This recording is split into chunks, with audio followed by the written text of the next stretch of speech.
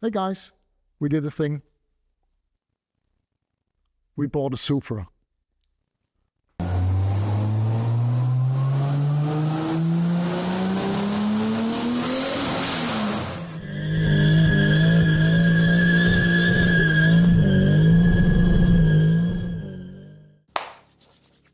We got a Supra.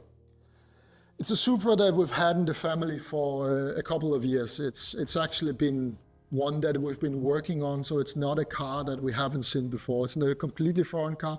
We know quite a lot about it, and the hood that's hanging in the workshop, we're going to show you a picture, is actually from this car because we had nowhere to put it. So this is our new Supra. Now it's ours, and we can do with it what we want. We got it off a family member, and he ran it for a couple of years, and he kind of went sour in the project. He didn't want to complete it, and he got other things to focus on, which we kind of respect, so we took it off his hands. So now it's ours. Let's start by telling you a little bit about what kind of Supra it is. It's a 93 non-Targa. As you can see, the roof is fixed.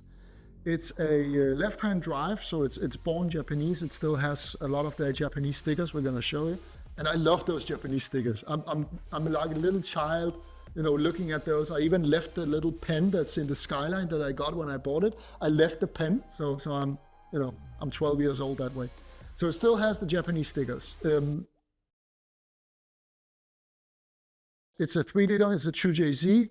It's a GE engine, so it's not a GTE engine. It's not born turbo. It's born naturally aspirated. It has the turbo, and the turbo is taxed in the Danish tax system. So we pay tax off the turbo, so it's legal with the turbo, which is way cool. It's a 5-speed manual because, again, it was born naturally aspirated, and it has the small diff. It has the 200 millimeter diff, so it's the small drivetrain. That's okay because we're not going to be running huge power on it, so that doesn't really matter.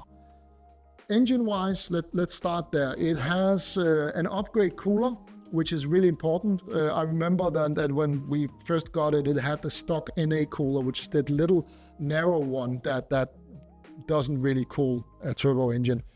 It has upgrade fans on it. I think they're Spell, so they're quite good. It has an ATI damper, which we put on because you remember you said that they kind of blow up. Yeah, they do. They really do. I replaced 3 and 6 months on my 1JZ Lexus that I had. Yeah, they have a tendency to break. So that's an upgrade. It has an upgrade intake manifold. It says MadCat Industries. I don't know them, but it looks right. It has the good plenum. It has an upgrade injector bridge. It has, again, the fan control is over here by this self-tapping little relay, where wonderful electric work. We need to dig into that at some point. It has an open air filter that now boxed because it's illegal to run an open air filter without approval in Denmark, so it's boxed. But it has a cone filter. I think it's an HKS filter. It has, and this is kind of where the trouble begins, because it has a new turbo that is not really attached to the engine. That's why our family member kind of gave up on it. So what happened to the old tool? It's a very good question. The old turbo died. The core died on it because of oil starvation. And as you may know, a turbo cannot run without oil. You've tried it, I've tried it, Yeah, and from the NAT, I can see that the line goes from over here to somewhere over here. Yeah, a splitter block. Yeah, because it does not have the oil feed in the bottom. Feed line. Yeah.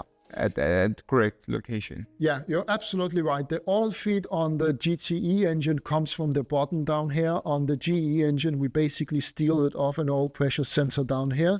And we twin it up here. We'll actually triple it up here, where you have the oil feed line going all the way over to the turbo. And it's not a really good solution, because if this hose gets too much heat, it melts. And that's exactly what happened. So that's something that we need to fix permanently. Ideas are highly welcome. We have some ourselves, but give us some input on how you would do this. But the turbo is new. Well, it's a second-hand turbo. It's actually of our friends. It's actually of your friend's ex-turbo. Yeah, Casper's turbo, yeah. So the Danish, car society is so small that everybody more or less knows each other. So this is Casper's turbo. It needs to be attached to the engine. We need to do some plumbing work, but the turbo should run. The disadvantage is that it needs a new tube. The turbo is different than the one that was on it. It was an HKS turbo. So it needs a new map, probably an ignition map and a boost map, but let's see. So what else is there to say? There's actually a lot to say about this car, but let's try to keep it like semi-short. It has upgrade camshaft housing vents, breather tubes, exactly. I welded that aluminum. That's my aluminum welds. Quite proud of that. It's probably some of the best welds I've ever made, and they're not very pretty. So yeah. We talked about the wiring. We talked about the intake. It has fresh lights because when we did an inspection on it the first time, when we helped out with that, we had to change the lights to Euro spec lights that have the symmetrical lighting. Now moving to the body, it has a front bumper that we're not entirely sure what is. It's maybe a dual-lock, maybe a top secret. If you know what this is, let us know, because we just bought it second-hand. It has some kind of an upgrade skirt. I'm not sure what skirt it is. Do you know what skirt it is? No. It's not stock. It's not the stock one, because the stock one looks different. So it's some kind of an upgrade skirt. And same with the rear bumper. It's some kind of an upgrade rear bumper. It has a TRD wing, which is very, very badly painted. We should maybe look into that. And not alone is it very badly painted, it's also damaged. You can always feel it. Yeah, it's like sandpaper. Yeah, we can do that better. It has a crack in the wing up here, which is, I don't know, we could just paint it, but I like carbon. Let us know if you would keep this with a crack or you would paint it. We're kind of not in the clear on that. Scuffs. Yeah, it has a lot of these scuffs. It has a dent right there. Oh. Yeah, a big one. It has marks all over. The paint job is quite tired on it. It has scuffs over here. It has a crack over here by the fender. Maybe you can come over and have a look. Now we're talking about all the bad things, but we still have a Supra, so that's cool. But yeah, it has a couple of issues there. So the interior of it is pretty complete, but also very worn. It doesn't even have mats. It has rice from the last time it drove a wedding, because there is a tradition in Denmark driving weddings in cool cars. So that's rice from the last wedding drive. This is sticker bombed, and it's not done that awesomely. It's lacking the ashtray. They're always missing the ashtray, these cars. It's a little bit dirty in the ceiling and the seats. The seats are okay. They don't have any holes in them, but they're just tired. It has the different gauges. It has the air-fuel ratio gauge, which is insanely important in these cars, because if your air-fuel ratio is good and your oil pressure over here is good, then you kind of know what's happening in the engine and you know that it's okay. It has a boost gauge. It has an oil temperature gauge. The air-fuel ratio is AEM. The other ones are questionable quality, so I would probably not trust them. I think we should exchange them to something that's, works. The tacho doesn't work. That was probably something for you to look into, because I'm an idiot at electrics. I will fix it. Yeah, I know you will. You're quite awesome at that. The tacho doesn't work, and there's it's been sitting for a while. I don't entirely remember how long it's been sitting, but at least a year it's been sitting, and nobody really remembers what worked on it and what didn't. So it's gonna be like a shakedown run when we once get it up and running, and we get it driving. We'll fix the turbo. It's gonna be a shakedown run, just trying to figure out what we actually got, because the guy we bought it off, he doesn't remember either. So yeah, and it has a stereo mounted with self-tapping screws. That's always nice. It has this awesome steering wheel here that we need to figure out whether that's E-approved, because we can actually E-approve these snap-offs. Oh, I don't think that is. No, I'm afraid that it's not. We should, if we can get an E-approved snap-off and we can get E-approved steering wheel, then we can actually run an aftermarket snap-off. Do not. No, that's also something I learned a couple of weeks ago, that you can actually do quite a lot if you know how to do it. It's the little things. So yeah, it's nice in here. It's not a Targa. That would have been their only, kind of really cool, that you could think that you could take the roof off, but it's not a Targa. And I love the cockpit. I think everybody loves the Supra cockpit. It kind of wraps around you. The RX-7, the FC has that as well. FD has that as well, sorry. So that's about it in here. Again, we got a Supra. You know, I'm not going to swear on the video, but we got a Supra, and we can actually run it. It's taxed with a turbo. It's more or less complete. It just needs a bit of work. Well, a bit of work.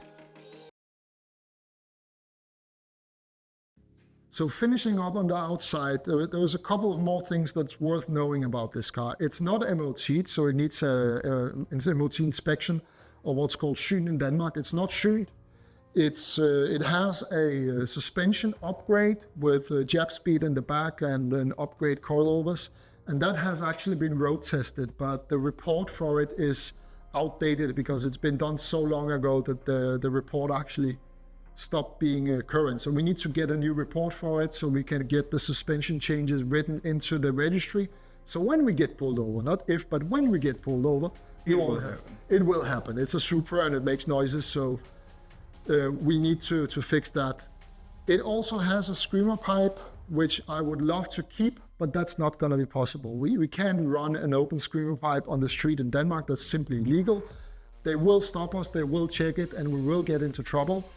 It has a catalytic converter, so that's fine, and it has a dB killer for the exhaust, so that's fine, but we do need to, unfortunately, remove the screamer pipe. So we're going to just put it back into the exhaust.